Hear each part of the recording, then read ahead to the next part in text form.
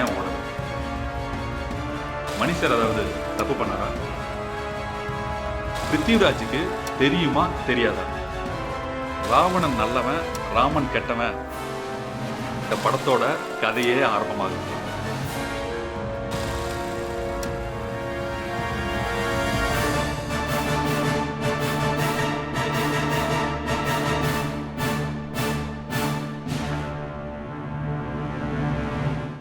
இது படத்தோட ரிவ்யூ கிடையாது.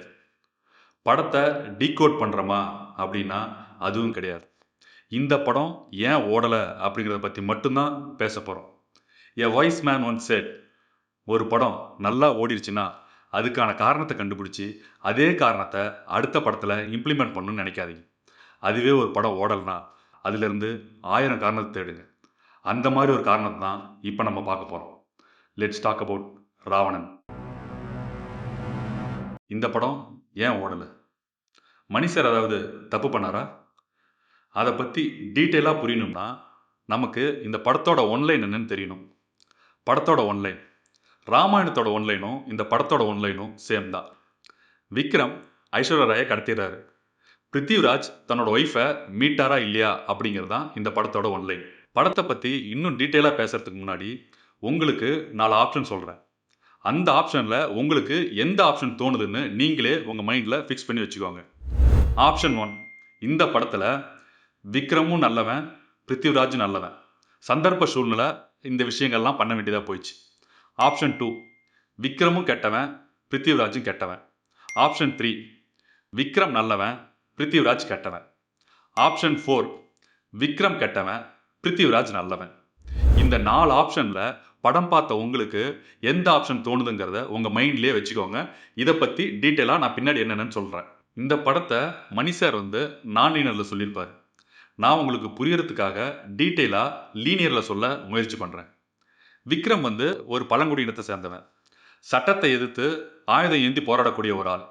அவனை பிடிக்கிறதுக்கோசரம் பிருத்திவிராஜ் அவனை தேடிட்டு இருக்கார். அங்கே அவனை பிடிக்க வரும்போது பிரியாமணியை அரெஸ்ட் பண்ணி கூப்பிட்டு போயிடுறாங்க. அங்கே போலீஸ் ஸ்டேஷனில் பிரியாமணி ரேப் பண்ணப்படுறாங்க. அதுக்கு பழி வாங்கிறதுக்காக விக்ரம் அங்கே இருக்க போலீஸ் கான்ஸ்டபிள்லாம் கொள்றாரு. அதுக்கு காரணமான எஸ்பியோட ஒய்ஃப் ஐஸ்வர்யா ராயை கடத்திடுறாரு. கடத்திட்டு அவளை கொல்ல போகும்போது விக்ரம்க்கு ஐஸ்வர்யா ராய் மேலே லவ் வந்துடுது. அதுக்கப்புறம் இங்கே பிருத்திவிராஜ் தன்னோட ஒய்ஃபை திரும்ப காப்பாற்றினாரா இல்லையா அப்படிங்கிறது தான் செகண்ட் ஆஃப் ஸ்க்ரீன் பிளே ஃபுல்லாக போகும். இதுதான் இந்த படத்தோட லீனியர் நேரேஷன் வே. உங்களுக்கு ஆல்ரெடி 4 ஆப்ஷன் கொடுத்துருந்தேன் இல்லையா? அதில் பெரும்பாலான பேர் இந்நேரம் ஆப்ஷன் 1ஐயும் ஆப்ஷன் 3யும் தான் சூஸ் பண்ணியிருப்பீங்கன்னு நினைக்கிறேன். அதாவது ஆப்ஷன் 1, விக்ரம் நல்லவன், பிருத்திவிராஜ் நல்லவன். சந்தர்ப்ப சூழ்நிலைனால இவங்க இந்த விஷயங்கள்லாம் பண்ண வேண்டியதாக போயிடுச்சு. ஆப்ஷன் 3, விக்ரம் நல்லவன், பிருத்திவிராஜ் கெட்டவன். ஸோ இந்த 2 ஆப்ஷன் தான் சூஸ் பண்ணியிருப்பீங்கன்னு நினைக்கிறேன்.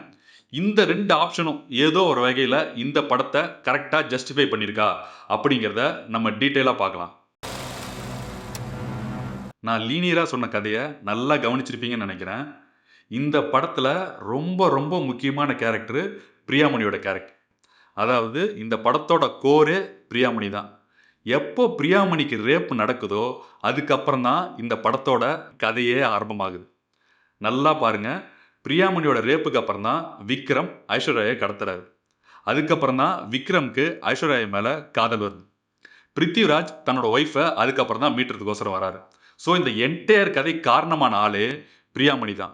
ஆனால் இந்த பிரியாமணிக்கு நடந்த ரேப்பு பிருத்திவிராஜுக்கு தெரியுமா தெரியாதா?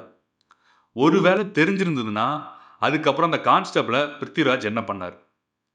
இங்கே ஐஸ்வர்யா ராய்க்கு அவங்க பழங்குடியின மக்கள்லாம் இந்த என்டையர் கதை சொன்ன பிறகும் ஐஸ்வர்யா ராய் விக்ரம்கிட்ட தப்பிச்சு பிருத்திவிராஜ்கிட்ட போன பிறகு பிருத்திவிராஜ்கிட்ட ஏன் அந்த கேள்வியை கேட்கவே இல்லை? இது உங்கள் ஸ்டேஷன் தானாமே, உங்கள் ஸ்டேஷன்லாம் இந்த ரேப் நடந்துச்சாமே, உனக்கு தெரிஞ்சுதான் நடந்துச்சா அப்படிங்கிற எந்த கேள்வியும் பிருத்திவிராஜ்கிட்ட ஐஸ்வர்யா கேட்கவே இல்லை. ஸோ இதுதான் இந்த படத்தோட முக்கியமான பிரச்சனையாக நான் பார்க்குறேன். அதாவது பிருத்திவிராஜோட கேரக்டரைசேஷன் டீட்டெயிலிங். நான் சொன்னேன் இல்லையா இந்த 4 ஆப்ஷன், அந்த 4 ஆப்ஷனில் நல்லவனா கெட்டவனா சூழ்நிலை காரணமா அப்படிங்கிற எந்த ஆப்ஷனுக்குள்ளேயுமே பிருத்திவிராஜ் பொருந்தாதான் இந்த படம் ஒருவேளை ஒர்க் அவுட் ஆகிறதுக்கு காரணமாக இருக்குமோ அப்படின்னு நான் நினைக்கிறேன். இந்த கதை இன்னும் உங்களுக்கு புரிகிற மாதிரி ஒரு 4 எபிசோடாக பிரிக்கிறேன். எபிசோட் 1, விக்ரம் வந்து ஒரு பழங்குடி இனத்தை சார்ந்தவன். அவனோட தங்கச்சி பிரியாமணிக்கு ஒரு அநீதி நடக்குது. அதை தட்டி கேட்கறதுக்கோசரம் ஐஸ்வர்யா ராயை கிட்னாப் பண்ணுறார். இது ஒரு எபிசோட். விக்ரம்க்கு ஐஸ்வர்யா ராய் மேலே லவ் வந்துடுது. அந்த லவ் எவ்வளோ புனிதமானதுன்னு காமிக்கிறது ஒரு எபிசோட். இங்கே பிருத்திவிராஜ் தன்னோட ஒய்ஃபை தேடி கண்டுபிடிக்க வர்றது ஒரு எபிசோட். கிளைமேக்ஸில் இவங்களுக்கெல்லாம் என்ன ஆச்சு, என்ன கன்க்ளூஷன் பண்ணோம் அப்படிங்கிறது 4th எபிசோட். இந்த 4 எபிசோடும் கரெக்டாக ஜஸ்டிஃபை பண்ணாதான் இந்த என்டையர் ஸ்கிரிப்டே ஜஸ்டிஃபை ஆகும். இதில் ஒரு எபிசோட் மட்டும், அதாவது விக்ரம் ஐஸ்வர்யா ராய் மேலே எவ்வளோ லவ்வாக இருந்தான் அப்படிங்கிறத மட்டும் ஜஸ்டிஃபை பண்ணிட்டோம்னா இந்த என்டையர் ஸ்கிரிப்ட் வந்து ஜஸ்டிஃபை ஆகாது. ஸோ எனக்கு என்ன தோணுதுன்னா, இந்த என்டையர் படம் வந்து அந்த லவ்வை மட்டும் ஜஸ்டிஃபை பண்ணிட்டு பேசிக் ஸ்கிரிப்டை ஜஸ்டிஃபை பண்ணாதனால தான் இந்த என்டையர் படம் ஒர்க் அவுட் ஆகாமல் போணுச்சோ அப்படின்னு நான் நினைக்கிறேன். எனக்கு என்ன தோணுதுன்னா, இந்த கதை எழுதும் போது மணி சார் ராவணன் நல்லவன் ராமன் கெட்டவன் அப்படின்னு தான் கதை எழுதியிருப்பாருன்னு நினைக்கிறேன். கிளைமேக்ஸில் ஹீரோ தோத்து வில்லன் ஜெயிக்கிற மாதிரி இருந்தால் ஆடியன்ஸ் அக்செப்ட் பண்ணிக்க மாட்டாங்களோ அப்படிங்கிற ரீசன்னால கூட அவனோட கேரக்டரை கொஞ்சம் அண்டர்பிளே பண்ணி ரொம்ப கெட்டவனாக காமிக்காமல் வச்சிடலாம் அப்படின்னு வச்சிருக்கலாம்னு நினைக்கிறேன். இல்லை, ஒருவேளை இந்த படம் ஹிந்திலையும் பண்ணுறதுனால அங்கே ராமனை வந்து ரொம்ப கெட்டவனாக காமிச்சா அந்த ஆடியன்ஸ் அக்செப்ட் பண்ணிக்க மாட்டாங்களோ அப்படிங்கிற ரீசன்னாலையும் பிருத்திவிராஜோட கேரக்டரேஷனை அந்த அண்டர்பிளே பண்ணி ரொம்ப கெட்டவனாக காமிக்காமல் வச்சிருந்ததுனால தான் இந்த என்டையர் படம் ஒர்க் அவுட் ஆகாமல் போயிடுச்சோ அப்படின்னு நான் நினைக்கிறேன்.